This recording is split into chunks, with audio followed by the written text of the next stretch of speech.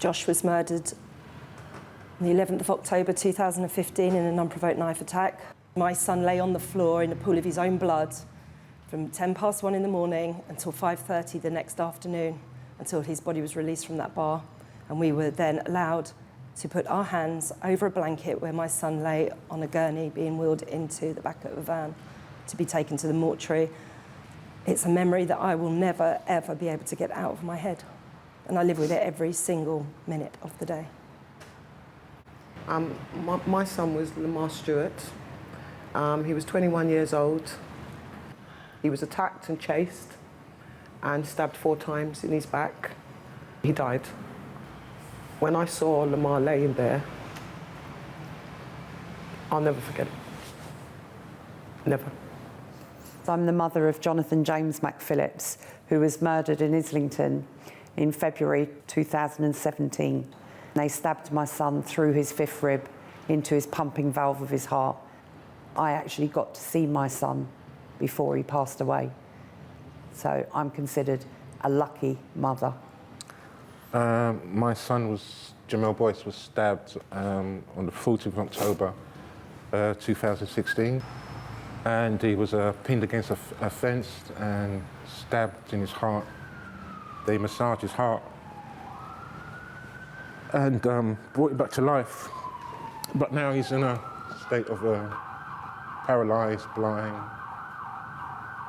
but he's still alive. My son is serving 22 years in prison because he stabbed someone over £10 worth of drugs.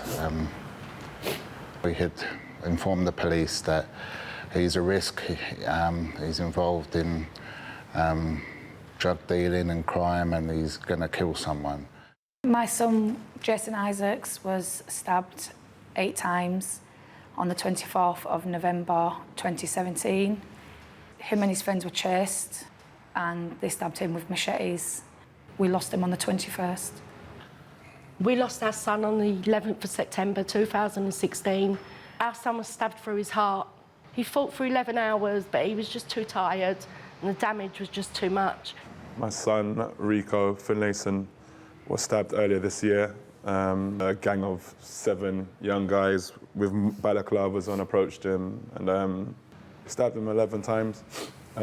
He screamed eventually and then they fled. Someone came out of their house. They were there on the site at that moment and stemmed the bleeding successfully. These parents talk of who's lucky and who's not. I feel a bit fraudulent in a sense. Yeah. No, you're not. Don't be. No. Really don't be. No.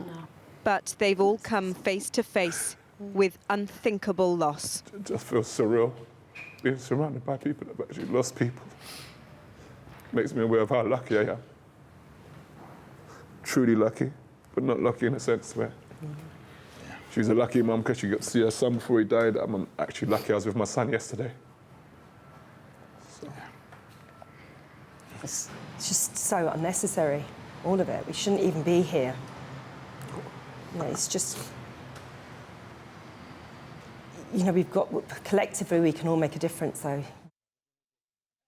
We talk a lot about what different groups can do. So, for example, the police, the government, different charity groups. But do you think we talk enough about what's happening in the home and what parents could be doing from that initial... Yeah, we need to talk more about that.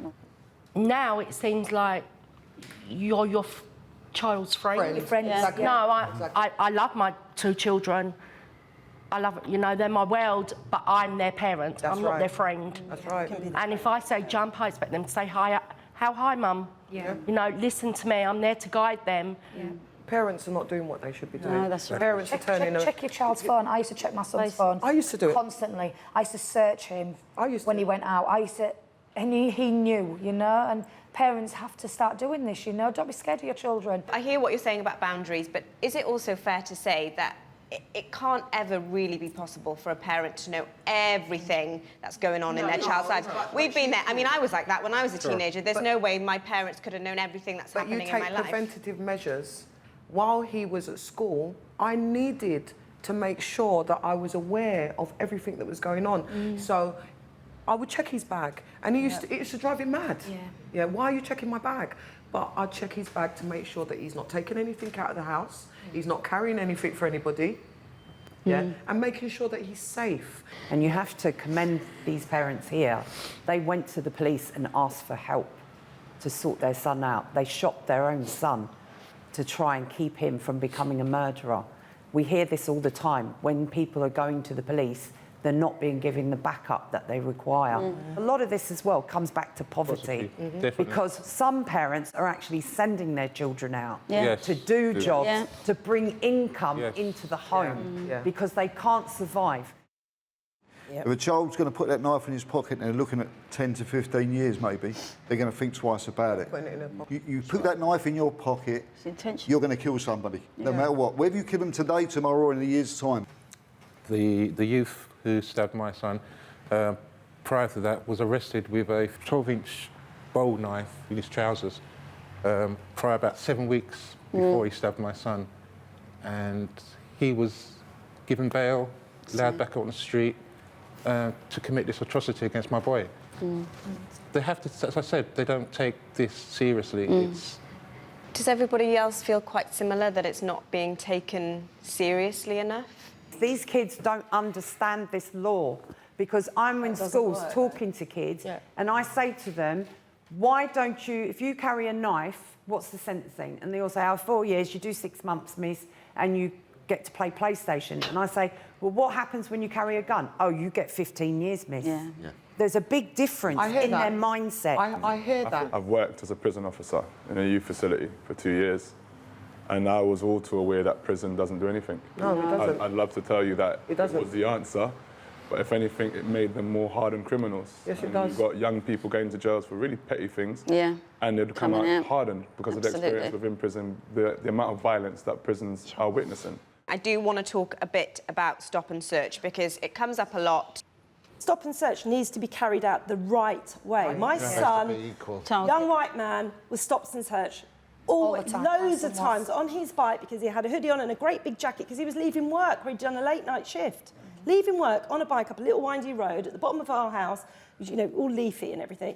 He said, Mum, I can't believe it again. And I say, don't worry about it, because it's good. It's good that you're stopped and searched, Josh. It's fine. And you say, how is that right? I said, because 10 yards up the road, they could be stopping somebody else who could have a knife. I had one of my teachers who's in university, stopped, thrown to the floor, coming out of university, in busy central London, 9 police manhandled him, arrested, taken to the police station, searched, found nothing, no further action. Now, what's the relationship going to be like with him and the police moving forward? The Violence Reduction Unit has been successful in Scotland, in Glasgow, and I know that the Mayor has been working with practitioners, taking advice from different experts, I guess. If there were to be more short-term solutions, what might they be? If you're going to deal with a disease, the first thing you have to do is to contain it. And we're not containing it right now. Kids are being moved out of London into other boroughs, and that disease is beginning to spread. It doesn't have to wait 10 years before you start changing the law, start changing the way you treat young people, and not criminalising them, but rehabilitating them. We need rehabs. We were allowed at one stage to take young people into prison to show them what prison could be like if they make wrong choices. And they were getting prisoners who had made changes, who want to have a different life, who had been there as well, to talk to them too and show them around the prison and show them, look, you know, you don't want to come here. And all that was working, but it's been cut. You know, there's experts on the ground that are here. So like violence interrupters? Yeah, but we're always overlooked. Always overlooked. You're saying you're doing it now? Yeah, it's that's happening. We are. For me, that happens if my project's when my project's up, we know exactly what's going to happen before it even happens. So we expect retaliation. Oh, here it comes. It's happened. They've just come back with a shotgun and shot someone. But that person might be able to stop something in that moment. But what's then to stop that kid from 6 months down the line doing something else? But the moment's what we're dealing with. We want something to stop within the moment. Yeah? 6 months down the line, if there's intervention work and they're now synced into an organisation, great. But the moments is what's leading to this. The moments is what we're discussing here. One moment, complete madness, the child's not here no more. None of these kids wanted to die. Someone made a decision that day when they got up what they were going out to do. And that's what's wrong. That's what they need to realise. This is the consequences of your momentary decision. That one moment decision. You change a world. Wow, Ria, I can't remember when I last saw the issue of violent crime dealt with quite so powerfully. Those parents were so brave to sit down with you and talk like that.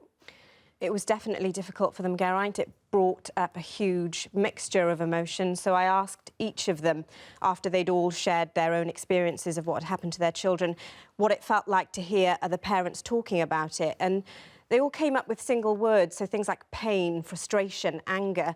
And I guess that's what's so important to remember about this issue. Amongst all of the talk about multi-agency approaches, the public health approach, the violence reduction unit, stop and search, police figures, all of these buzzwords, underneath it all, there are people who are suffering deeply. Not just parents, siblings, friends, young people who are actually caught up in all of this, going through their own trauma. Yeah, you dealt with in your discussion there some possible solutions. You've been reporting on this story all year. What progress do you think there's been in the last 12 months? I suppose the most high-profile event this year was the Mayor, Sadiq Khan, announcing the Violence Reduction Unit. It is progress in a sense because it's a new way of looking at tackling knife crime. So the idea being that violence should be treated as a disease and, crucially, different organisations coming together and tackling this together. But that's going to take a long time, and then many people who are critical of the concept of the VRU are against it for that reason. And it's also important to remember that the VRU is just one solution. There have been many people on the ground tackling this issue for decades on their own with very little funding and very little support. Such an urgent story, and I know you'll be live on our Facebook page after the show if people want to share their experiences with you. Ria, thank you very much indeed.